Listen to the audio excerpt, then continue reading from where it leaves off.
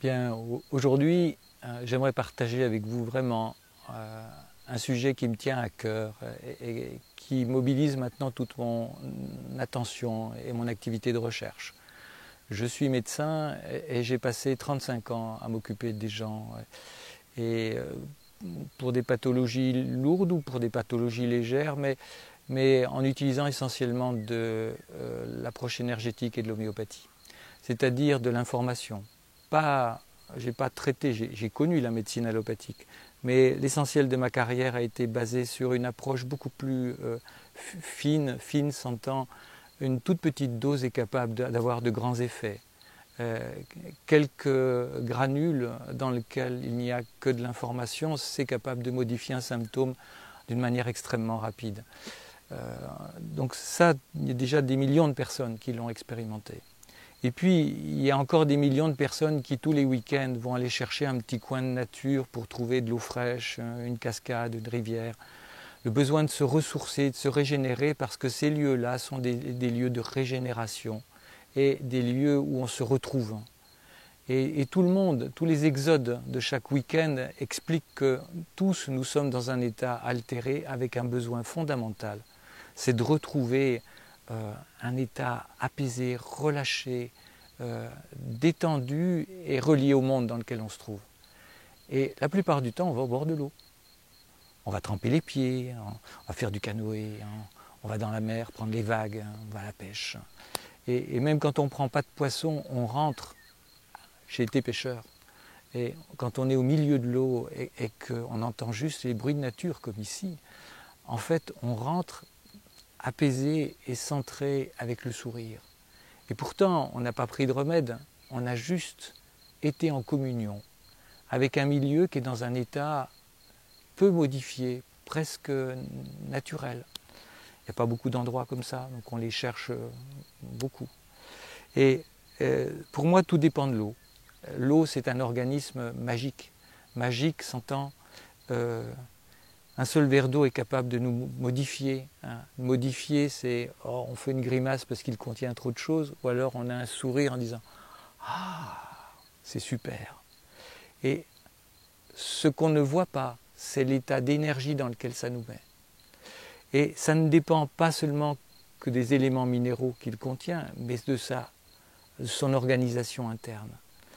Et moi, je travaille avec cette organisation interne qu'on appelle la structuration, la structure de l'eau, parce que j'ai observé depuis plusieurs années que c'est ça l'aspect fondamental qui peut gouverner à la fois notre état de santé et à la fois notre vie de relation et notre équilibre émotionnel, c'est-à-dire neuro-endocrinien. Pour les enfants, c'est simple. Vous les mettez à côté d'une mare, à côté d'un ruisseau, il y a juste à les surveiller pour la sécurité, mais vous les voyez tout de suite jouer, s'amuser, rire. Et en fait, ce milieu-là est le milieu dans lequel tout se déploie et où notre plaisir d'être au monde peut être facile à contacter. Et à travers la structure de l'eau, j'ai découvert des choses extraordinaires. Extraordinaire, c'est... on connaît essentiellement le calcaire, le chlore, l'arsenic, les médicaments, tout ce qu'on répand dans la nature. Et on se dit, si on pouvait filtrer, enlever tout ça, on aurait une eau propre. Eh bien non, on n'a pas une eau propre, même quand on enlève ces molécules-là. L'eau, elle garde la mémoire de tout ce qu'elle a contenu. C'est-à-dire les chandails qui se forment autour des molécules restent dans l'eau une fois qu'on a enlevé ces molécules. Et ces chandails qu'on appelle des clusters, ils jouent la musique de ces molécules, parce que toute molécule a une musique. Et c'est la musique, la fréquence de cette molécule qui est responsable de l'effet sur notre corps.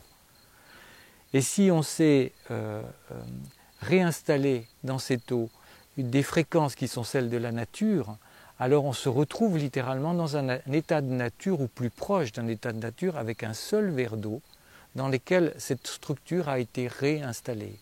Et on est capable de la réinstaller avec une géométrie particulière et avec des rythmes particuliers que la nature utilise et qu'on appelle la géométrie dorée, le nombre d'or. Ce nombre d'or, en fait, c'est comme les lois d'harmonie, les lois qui règlent les rapports justes et qui permettent à toute forme de vie de trouver sa place et qui permettent aux êtres de communiquer, d'être dans des relations qui sont respectueuses de la place et de la qualité de chacun. Et la nature est construite sur ces bases. Notre eau, elle est tellement perturbée qu'en fait elle perturbe aussi tous nos liens sociaux, qu'elle perturbe pas seulement notre santé individuelle, mais la biologie tout entière, la vie des animaux, des végétaux. Et on est capable actuellement à la fois de comprendre ça, de le mettre en évidence, et puis d'y trouver même parade. Parade, c'est ça que je voulais partager avec vous, c'est en un temps extrêmement court, quand on sait structurer l'eau, c'est-à-dire la remettre dans un état presque cristallin. Cristallin, c'est à l'intérieur de l'eau, il y a des molécules, elles sont des fois rangées d'une manière chaotique. La comparaison la plus proche, c'est celle du verre. Les atomes de silice qui sont dans le verre sont rangés de manière amorphe. Et le verre, quand on tape comme ça, il ne donne pas de son bien harmonieux. Si vous rangez ces atomes de manière régulière, on obtient un cristal qu'on appelle le cristal, le cristal, et vous tapez dedans, il émet un son qui nous touche intérieurement et nous met en ordre. Certains d'ailleurs utilisent ces sons pour soigner.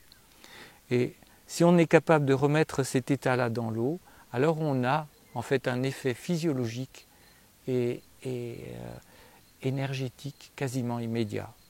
Les images en fait que je vais vous montrer, elles permettent de comprendre comment on passe d'un monde de désordre dans lequel l'environnement qui agit sur nous a modifié l'équilibre de notre foie, l'équilibre de notre cerveau, sans qu'on s'en rende compte, et que simplement en rectifiant la qualité de notre eau, celle qu'on boit, mais celle dans laquelle on trempe, qu'on utilise pour laver nos légumes, simplement en utilisant cette eau, on est capable de changer d'équilibre et d'être dans un état de santé vraiment meilleur.